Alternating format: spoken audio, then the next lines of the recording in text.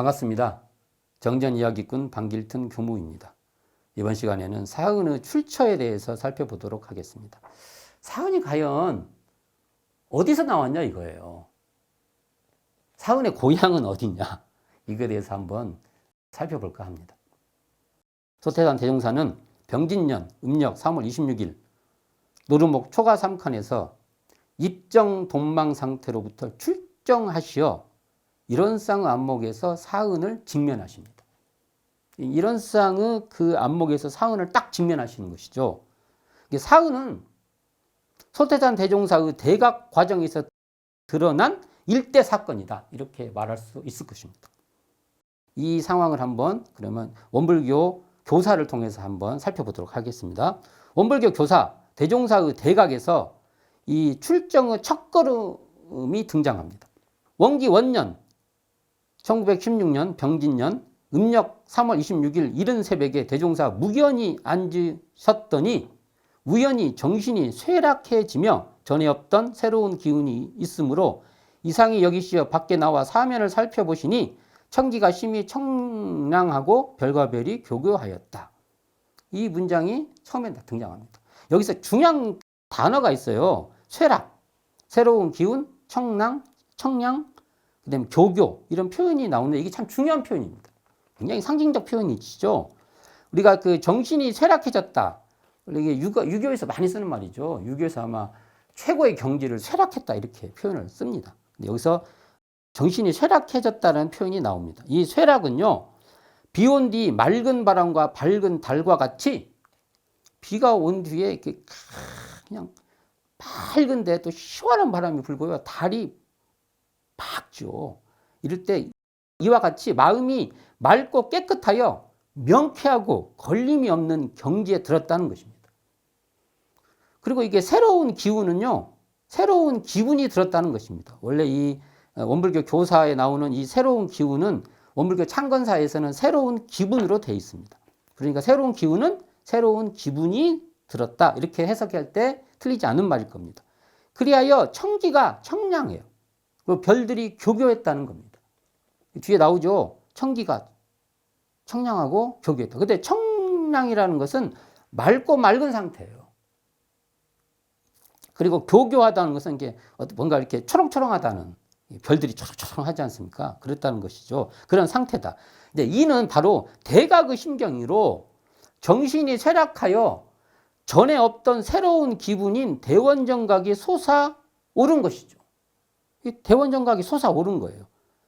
그렇기 때문에 하늘 기운이 전에 보던 하늘 기운이 아니라 맑게 드러나는 하늘이며 별빛이 전에 보던 별빛이 아니라 뚜렷하게 빛나는 별빛이었던 것입니다. 이를 이제 후에 말씀하시기를 대종경 성리품 1장에서 청풍월상시 만상자연명이라고 그 심경을 이렇게 수레하죠. 이 딱 맞는 말이 되게 됩니다. 그리고 이제 이어서 또 그 말씀을 하시는데 원불교 교사 그 말입니다.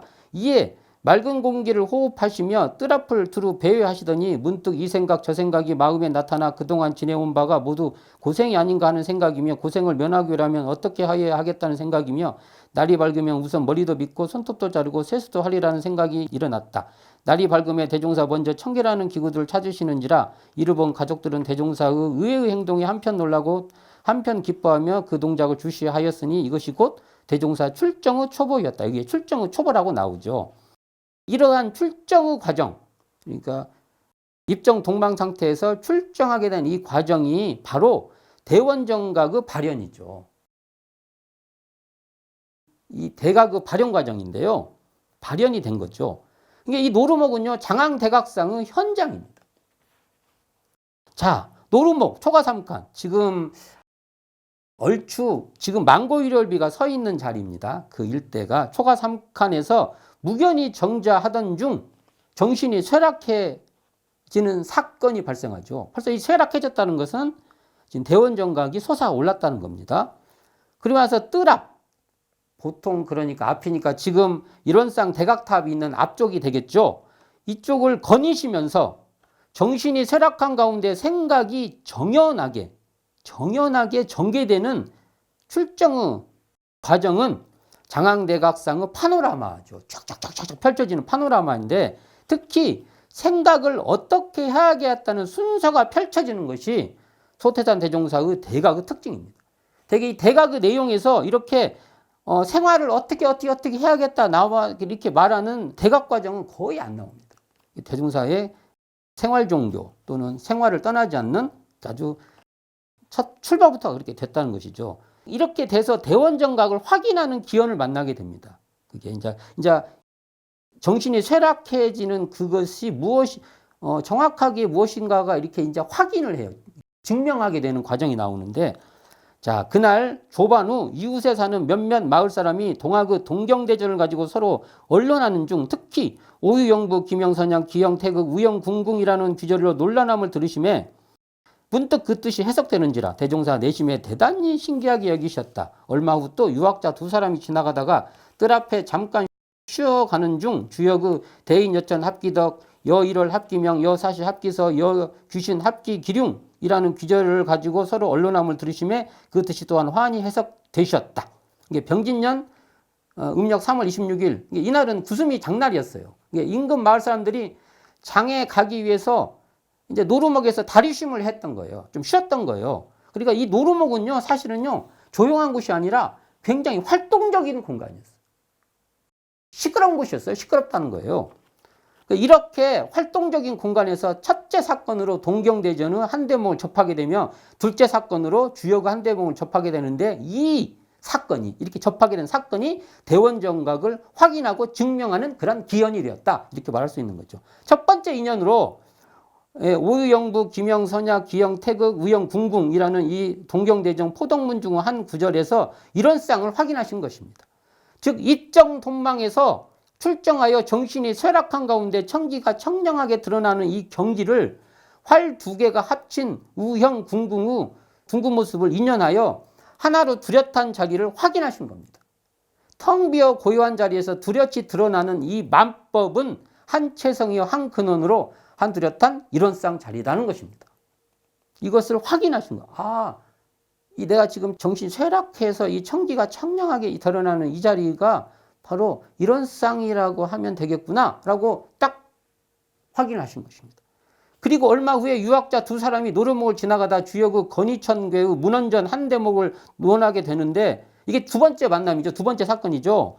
노루목 그 느티나무와 팽나무 아래 고인돌 등에서 다리쉼을 하였을 유학자 두 사람은 대인은 천재와 더불어 그 덕에 합하고 일월과 더불어 그 밝음에 합하고 사시와 더불어 그 순서에 합하고 음양의 귀신에 더불어 그 기륭에 합한다는 귀절을 가지고 서로 논쟁하는데 이를 듣던 소태산 대종사는 그 뜻이 환히 밝아지는 사건에 직면하게 됩니다. 그러니까 이게 뭐냐면 소태산 대종사는 정신이 쇠락한 경지에서 천지 조화와 기운이 청량하게 드러난 겁니다. 이게 천지, 일월, 사시, 귀신이 정신이 쇠락한 경지에서 청량하게 그대로 고스란히 드러난 것이죠. 하나로 뚜렷한 이론상에서 천지 만물을 아주 밝게 마치 밤하늘에 별이 반짝반짝 빛나듯이 그대로 환히 드러내 보이신 것이죠. 이걸 한번 이 자리를 예를 들어서 한번 살펴보겠습니다. 저 멀리 무등산이 보입니다. 제가 지금 있는 자리에서 무등산이 밖에 나가면 보입니다. 무등산은요, 봄에는 봄꽃이 활짝 피어나고 여름에는 녹음이 울창하고 가을에는 단풍이 물들고 겨울에는 흰눈이 덮인 서석대, 입석대 등의 이렇게 웅장함의 절정입니다. 진짜 멋있어요. 이런 무등산은 어디에 있습니까? 분명 저 건너편에 펼쳐져 있죠. 그러나 만일 무등산이 마음 밖에만 있다고 한다면 온전히 드러난 것은 아닙니다. 무등산은 저 멀리 우뚝 솟아 있으면서 동시에 청정한 우리 마음에 펼쳐져 있는 것입니다. 무등산이 또 너무 막연하다고 하면 우리 앞에, 우리 지금 앉아있는 책상 앞에 또는 식탁 앞에 꽃병이 하나 있다고 봅시다. 꽃병이. 거기에 또는 거기에 화분이 하나 있습니다. 거기에 꽃이 피었다고 합시다. 그 꽃은 분명히 화분에 피어 있죠. 그런데 화분에만 피어 있습니까? 우리 마음에도 피어 있는 것입니다. 화분의 꽃을 마음 밖에만 있는 객관적 존재로만 본다면 온전히 드러난 것이 아닙니다. 화군의 꽃이 청정 우리 마음에 드러남인 줄도 알아야 온전히 드러난 것입니다. 신령하게 알아차리는 텅 빈 마음에 꽃이 피어나고 무등산이 고스란히 드러나 있는 것입니다.